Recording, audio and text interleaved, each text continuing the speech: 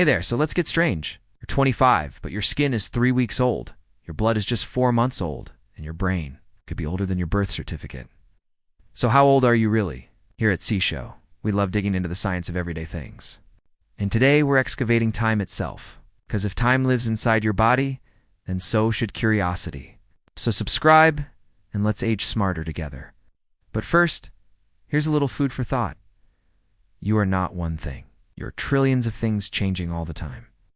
So if you want to know how old you are, well, you need to ask a lot of different things.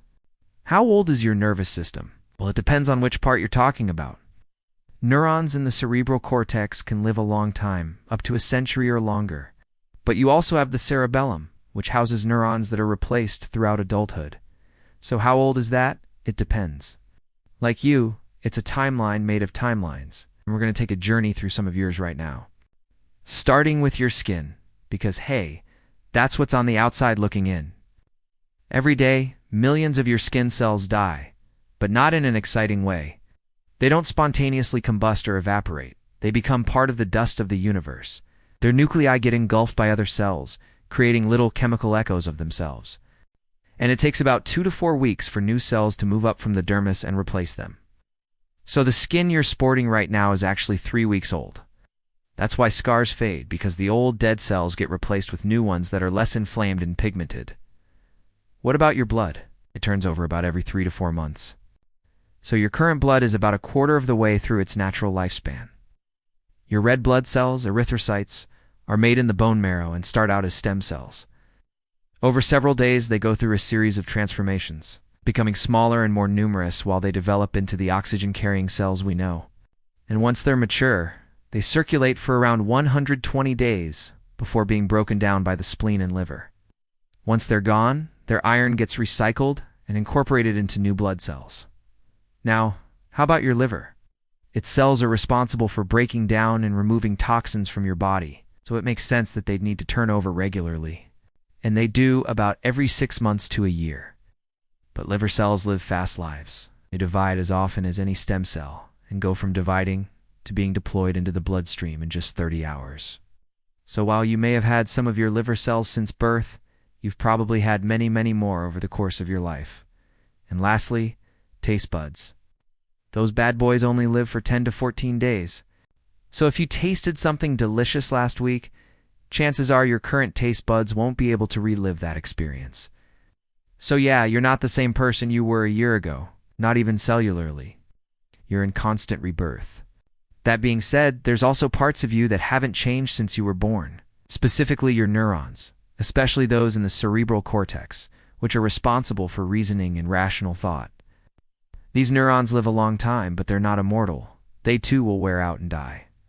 But unlike the cells in your liver or blood, they aren't replaced. They age along with you. So the neurons you had when you were 2 are still hanging out in your brain, firing off signals and making memories while you ponder existence on a Wednesday afternoon. They're like ancient libraries in a moving body, storing stories from the past and passing them on to new readers. Okay, so you're made of parts that are constantly changing and parts that are basically unchanged since birth. But how do we know how old those parts are? We can look at the stuff inside the cells. It's like the DNA. The DNA in your cells has been there since you were a single cell, but it's unlikely that it was generated de novo in that moment.